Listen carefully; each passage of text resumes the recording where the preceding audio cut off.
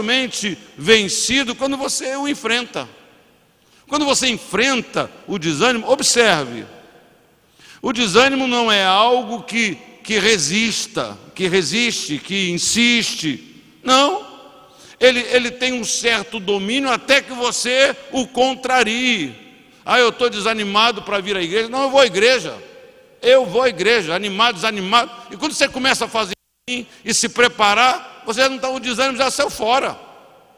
Você já chega, você já está chegando e você não quer saber de nada. Então, quando a gente enfrenta, muitos de nós ficamos esperando, Senhor, me anima. O que eu vou fazer? Deus está dizendo assim, o que eu vou te dar mais para você ser animado? Me anima, o que me anima?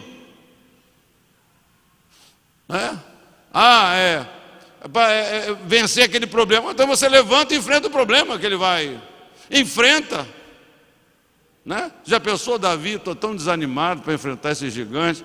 A questão não é de ânimo, não, Se bem que o ânimo é algo que está ligado à nossa fé, à nossa confiança em Deus, não é? Quando você tem fé em certas coisas, quando você tem confiança que o seu irmão é um abençoado, você diz, eu vou lá na casa dele, que eu vou almoçar lá, vou filar a boia. Quando você pensa em filar a boia na casa de alguém, você pensa na casa de quem? Quem tem uma situaçãozinha melhor. Aí você tem ânimo, porque você acredita que a panela daquele lá vai estar cheia, não é? Você vai poder participar lá. Aí você pensa assim, acho que eu vou na casa de fulano, mas eu acho que não vou não, fulano está meio quebrado, chega lá, ainda vou ter que, ele vai querer tomar o que eu tenho, tal. Não é assim. Então, nós precisamos saber, você precisa entender, eu diria assim, ser atacado pelo desânimo não significa nada. Às vezes é o cansaço, não significa nada. O que não está certo é a gente viver desanimado. E a gente achar que ser desanimado é normal. É como eu perguntei ainda há pouco aqui, onde é que está o povo animado de Deus? Animado para quê? Animado para tudo. Animado para levantar, animado para ir para o trabalho, animado para ir para a escola, animado para trabalhar, animado para fazer. O que te anima? O que te motiva? Então, nós precisamos, assim, entender isso. Nós precisamos, basicamente, queridos, acreditar na palavra de Deus. Geralmente, os nossos desânimos estão relacionados às dificuldades do dia de hoje, Nós vivemos num mundo muito complicado, há muitas coisas que nos levam, situações da vida, ao desânimo. E geralmente essas situações, elas se agravam quando se acrescenta ao contexto da nossa vida problemas pessoais, Então uma pessoa que está trabalhando, tem um emprego, está bem de saúde, ela enfrenta desânimo por causa do contexto, Poxa vida, está chovendo, mas minha rua está cheia, amanhã, como é que vai ser? Eu vou levar 3 horas para chegar no meu trabalho. Então isso vai dando uma freada na gente, vai roubando aquela disposição, não, eu vou, Tem aquela coisa, tu vai chegando no ponto, o ônibus perdeu o ônibus, aí perdeu não sei o quê, aí aconteceu um negócio, tudo foi cooperando para você ficar mais... se eu pudesse voltar para casa, estou tão assim que eu não quero nem mais fazer nada. Então, quando você soma isso, os problemas pessoais, então isso fica pior ainda. Está desempregado, está com um problema de saúde, está com um problema de saúde na sua casa.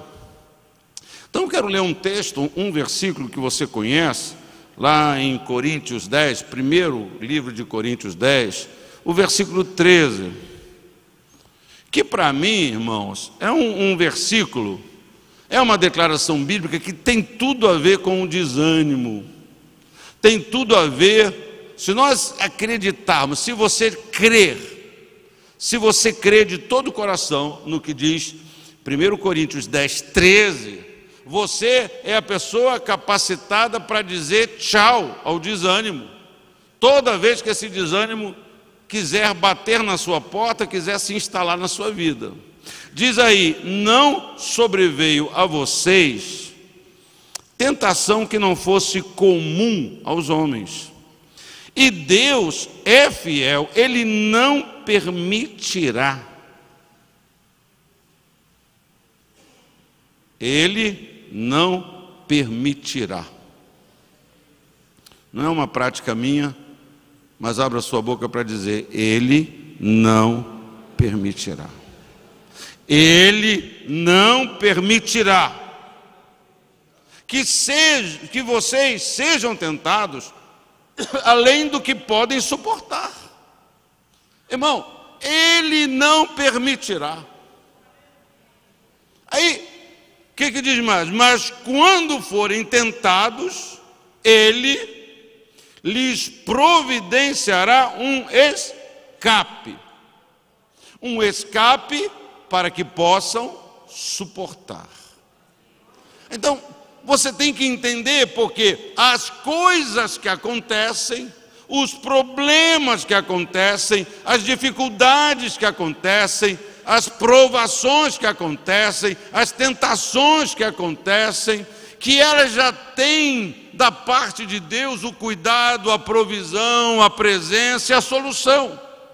Então isso é para que eu não desanime, não dê passos para trás. Isso é para que eu continue caminhando, né? Numa expressão bem popular, é que eu parta para cima. Se há uma dificuldade, se há uma provação, se há uma necessidade, essas coisas que interferem no nosso ânimo, na nossa disposição, né? Quantas coisas, irmãos, interferem no seu ânimo. Coisas tão pequenininhas, né? E uma irritação interfere no seu ânimo. Eu falei sobre paciência, né? A falta de paciência interfere. Não, eu não vou embora, não aguento isso. Às vezes uma atitude, uma impaciênciazinha já interfere, uma coisinha que sai errado, a gente já se desvia, né? Aí tem um tipo de crente que é muito, reage muito às circunstâncias, né? Rapaz, olha, não está dando certo, está muito difícil, eu acho que Deus, né? Ou então tudo é o diabo, tudo que dá errado é o diabo, tudo que tem uma dificuldade é o diabo, tudo que dá para trás, aí tem um entendimento. Isso acontece na vida daqueles, ouça, que não leem a Bíblia, que leem pouco a Bíblia, que tem pouca cultura bíblica, pouco conhecimento da história bíblica, dos personagens. Veja a Bíblia, veja os personagens da Bíblia, quantas dificuldades. Deus falou, Deus mandou, Deus enviou, era da vontade de Deus. Paulo, vai para Roma. Deus vai para... Poxa, que viagem miserável, que viagem difícil, que naufrágio, que problema. Era para Paulo falar assim: não, eu acho que Deus, né? Mas é o contrário, não é verdade? As dificuldades. Agora, quando você ouve a voz de Deus, quando você conhece a Deus, quando você sabe que a sua vida está na mão de Deus, quando você sabe que Deus é o Senhor da sua vida, que nada acontece que Ele permitiu, se é uma prova, se é uma necessidade, se é uma tentação, porque a tentação é de não crer. Deus não permite que a gente seja tentado nesse sentido. A maior tentação que um crente sofre é de duvidar de Deus. Você sabe, nós somos constantemente tentados a isso. O diabo, ele está constantemente dizendo para você: será? Será? O que Deus diz para você? Hein? Se você crer e não duvidar, vai ser tudo que nem você vai crer. O que Deus diz para você, né? Creia, creia. Meu Deus, e agora? Estou morto. Carcereiro, crê no Senhor Jesus e será salvo tu e a tua casa. Então o diabo vem e fala: mas será que vai? Será que tu não vai sofrer? Será que as autoridades não vão trancar você, o carcereiro, que você deixou fugir esses caras? Será?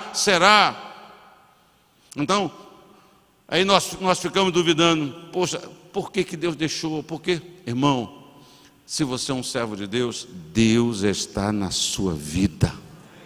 Se Deus deixou, se as coisas aconteceram, Deus já providenciou. Deus já providenciou. Então, eu não tenho por que desanimar, eu não tenho por que deixar que as circunstâncias, aliás, é para a gente subir alguns degraus na nossa vida espiritual e a gente reagir diferente. E quando tem problema, luta e adversidade, e vento contrário, é agora que eu vou. Deus está comigo mesmo. Nada, nem ninguém vai me impedir. Nada, nem ninguém vai me atrapalhar. Amém, irmãos? Quando estamos sós, eu fico pensando em pessoas sozinhas, sem esperança nenhuma. Principalmente sem esperança no Deus verdadeiro, no Deus Todo-Poderoso. As pessoas têm esperança em coisas que não resolvem, em coisas que não interferem em nada. Tem esperança nisso e naquilo, no meu amuleto, não sei no quê. E essas pessoas estão fadadas à decepção, à frustração. Então, e eu e você temos crido, a nossa esperança está no Deus verdadeiro, no Deus Todo-Poderoso. Não é?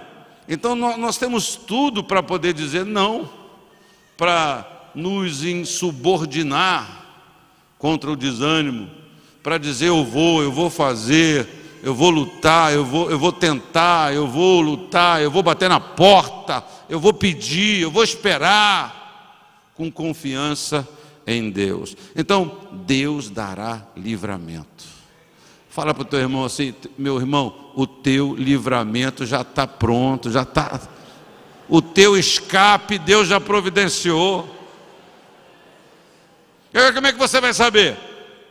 Como é que você vai ver? Você tem que enfrentar o desânimo. Você tem que ficar firme nessa prova, nessa dificuldade, nessa necessidade. É assim que você vai ver o livramento de Deus. Se eu perguntar para você, eu não vou perguntar, não vou pedir que você faça isso, mas se eu perguntar quantos de vocês já tiveram um livramento de uma situação, todos nós já tivemos.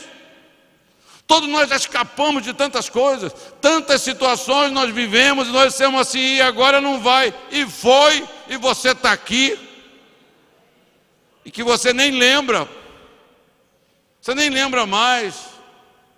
Eu não lembro, eu lembro de alguns, mas eu, como você, eu já vivi milhares e milhares de livramento, de provisão, que não tinha saída, mas teve, que tinha acabado, mas aquilo que tinha acabado, na verdade, era o começo de uma coisa muito melhor, um novo tempo. Então, a gente está cheio dessa experiência, que Deus dará livramento.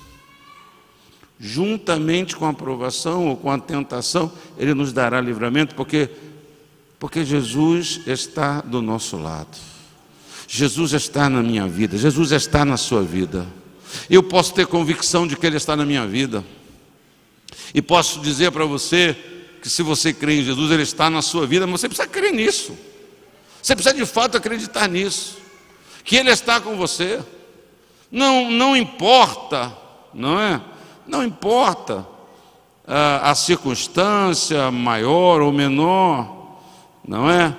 Ele não permitirá que a necessidade, que aquilo que é um fator que está gerando desânimo no meu coração, seja maior do que nós podemos suportar. Então, repito agora isso também. Como que você vai saber que essa situação é maior, a capacidade e o livramento dele é maior do que você, aquela provação não é maior do que você pode suportar?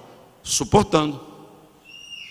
Como é que eu vou saber que essa necessidade, dificuldade, problema, ela não é maior da graça, do poder de Deus para eu suportar? É quando você diz assim, eu vou suportar, eu vou ficar firme, que você descobre que ela não é maior do que você aguenta suportar.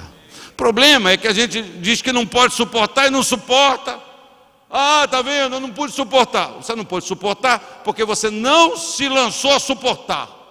Porque você não pegou 1 Coríntios 10, 13 e disse: isso não é maior do que eu posso suportar, isso não é maior do que eu posso vencer. Então eu não vou desanimar, eu não vou desistir, eu não vou sair da batalha, eu não vou fugir dessa guerra, eu vou caminhar com o meu Deus, eu vou seguir em frente, porque o meu Deus já providenciou livramento para mim, junto com essa situação, porque Ele não permitirá.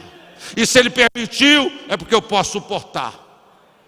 Geralmente, nessas coisas da nossa vida, eu falo por mim, a gente descobre que a gente tinha mais força do que a gente pensa.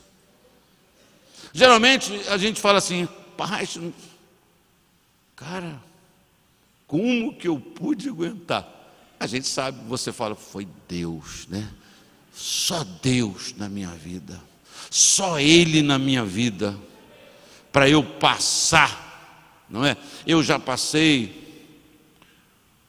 por muitas fornalhas.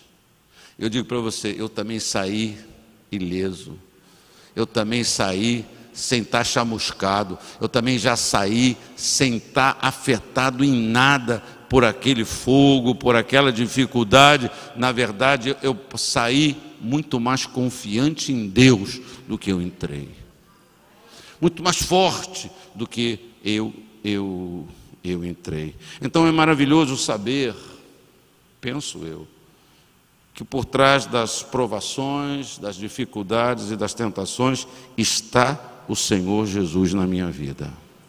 Por trás de cada uma das circunstâncias da minha vida está o meu Deus, cuidando para que estas coisas não sejam maiores do que eu possa suportar. Então, em certas situações da nossa vida, Deus, Ele não livra, Deus, Ele revela. Está tranquilo, meu filho, vai que você vai aguentar. Caminha, não pare de andar, porque você vai aguentar. Não pare de seguir em frente. O que Deus opera nessas horas é dizer: ânimo, vai, vamos. Se você faz determinados esportes, sempre tem um treinador dizendo: vai. Não é verdade? Vai. Aí o meu exercício físico tem lá um professor, não é? Eu já disse para você que eu brinco com o professor lá, dizendo que eu gosto muito de fazer ginástica aqui, porque ginástica é uma expressão que não se usa mais, é musculação. Aí eu só para provocar, eu falo assim: nossa, eu estou falando para meus amigos que eu adoro, você é o melhor professor de ginástica que eu...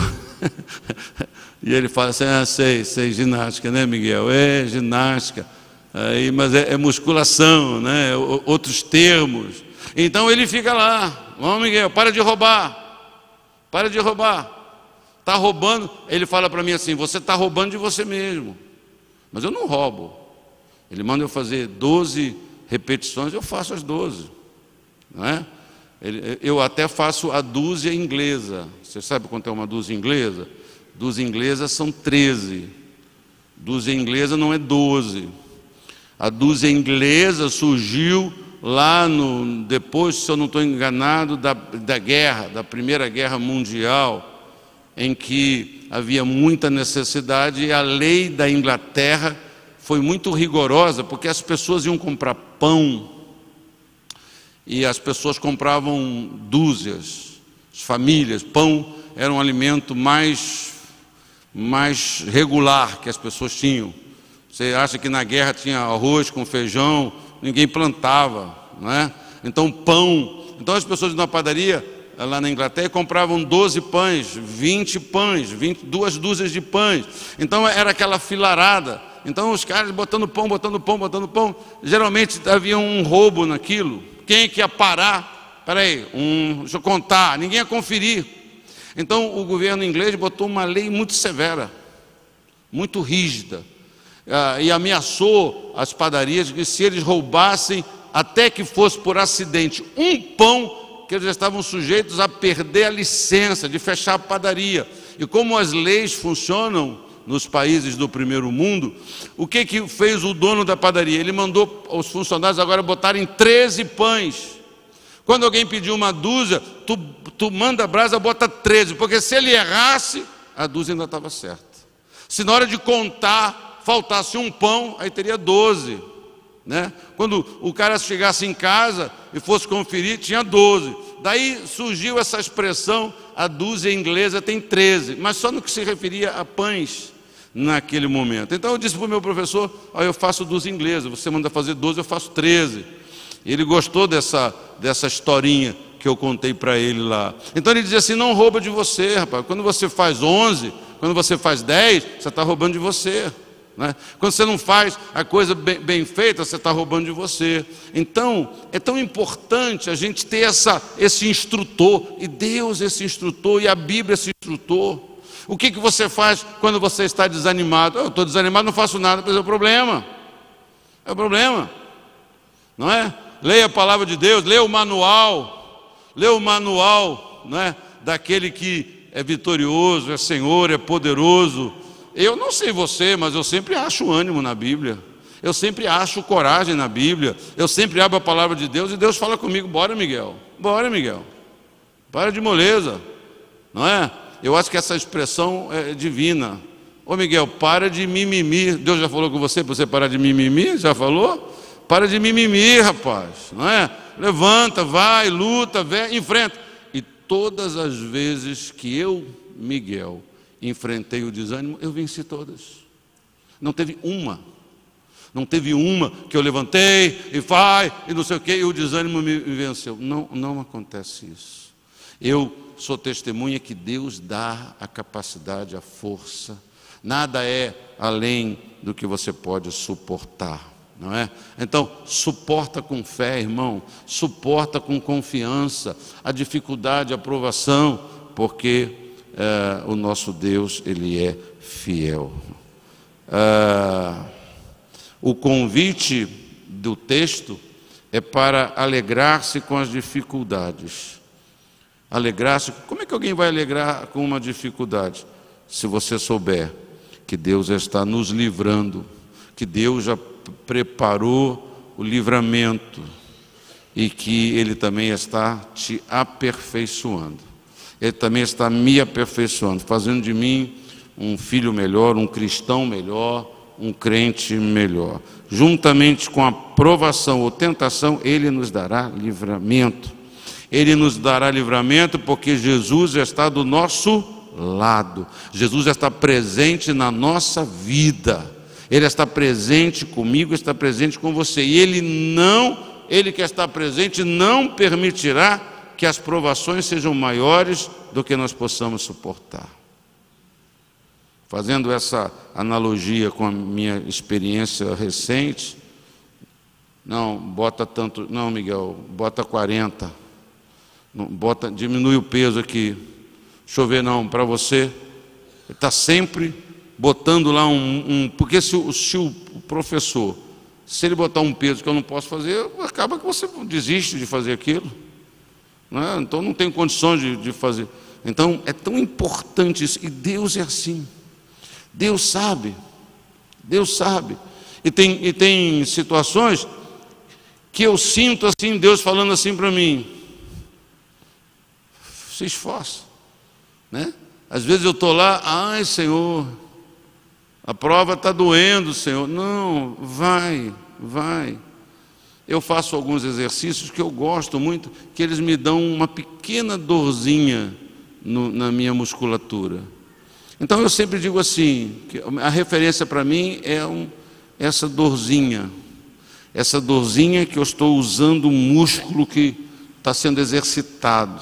Não uma dorzinha que inviabiliza, mas uma dorzinha que está dizendo que eu estou aumentando a capacidade daquele músculo, aquele peso que está produzindo um efeito. Assim é Deus conosco, né? Assim é Deus com você. Não, vai filho, ai Senhor, estou com uma dorzinha. Não, mas continua, continua que isso vai gerar um benefício para você, vai gerar uma virtude para você. Por isso que eu digo que Ele está também nos aperfeiçoando. Nós podemos, através dessas coisas da nossa vida, presenciar a fidelidade de Deus. Cada dia, né? Quantos de vocês aqui nesta noite podem dizer não sei se vocês prestaram atenção, que hoje você viu a fidelidade de Deus na sua vida? Será que você viu a fidelidade de Deus agindo na sua vida? Na sua saída, na sua entrada? Quantos crentes, né, estão tão encegueirados disso, estão tão...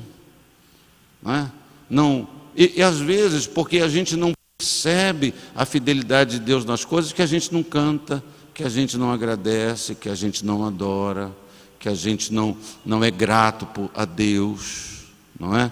É falta de uma crença que Ele está presente, que Ele não deixa que seja acima da minha força, que Ele provê livramento para mim, que Ele está perto, que Ele está na minha vida, que Ele está me capacitando, que a sua fidelidade, porque Ele não permitirá que você seja provado, testado, além da sua capacidade, é porque Ele é fiel na sua vida, Ele é fiel no que Ele prometeu.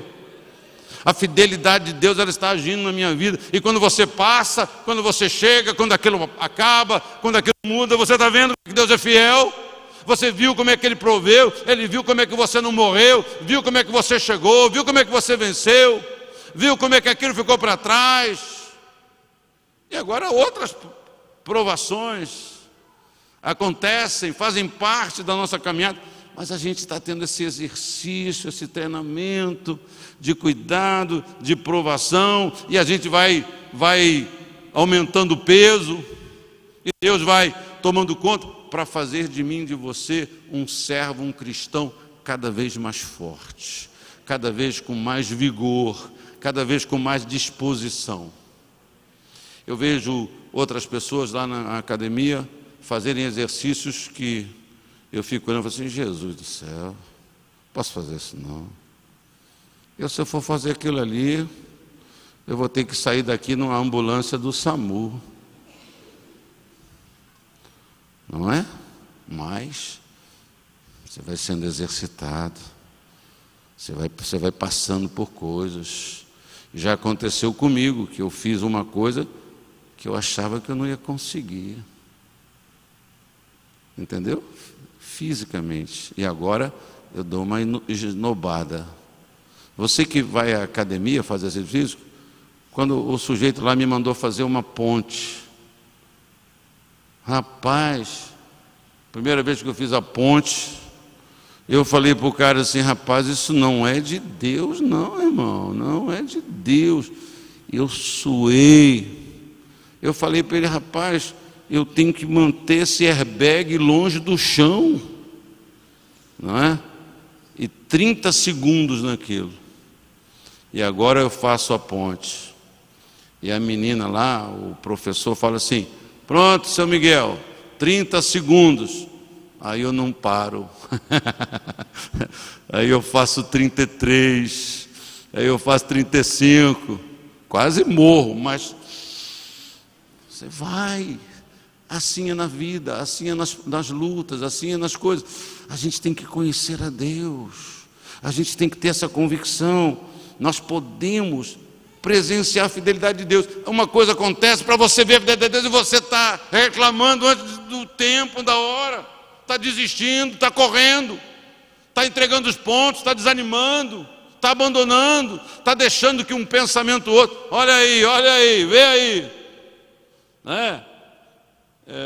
Eu não sei se você é amigo do pastor Zizino aqui do Pantanal, na rede social, eu sou amigo dele. Tudo que o pastor Zizino coloca, ele bota, olha aí, ele escreve lá, olha aí, né? Bota lá um vídeo, bota lá uma mensagem, bota um texto bíblico, ele fala assim, olha aí. Então, a gente precisa ter esse olha aí com Deus, com a Bíblia, com a palavra de Deus. Aí você passa por coisas, você olha a Bíblia, olha aí que Deus falou, olha o que Deus falou acontecendo na minha vida. Olha Deus me dando livramento, olha a fidelidade de Deus. E você vai sendo essa pessoa que cada vez confia mais. Não é estranho? O cara, quando se converteu, confiava muito, quando tinha 5 anos, 30 anos depois, ele não confia quase nada. Com o passar do tempo, era para ele, com tudo que já passou, com tudo que já viveu, era para confiar muito mais, mas confia muito menos.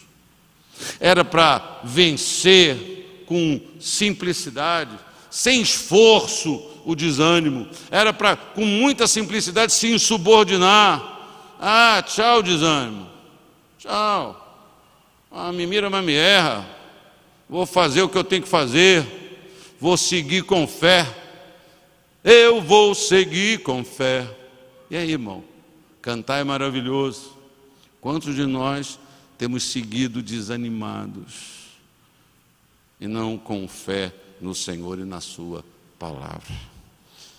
E eu vou terminar essa meditação tão simples nessa noite, para que você tenha certeza. Eu gosto muito dessa expressão aqui do versículo, que nos diz que Ele nos dará a vitória. Deus te dará a vitória. Deus me dará a vitória.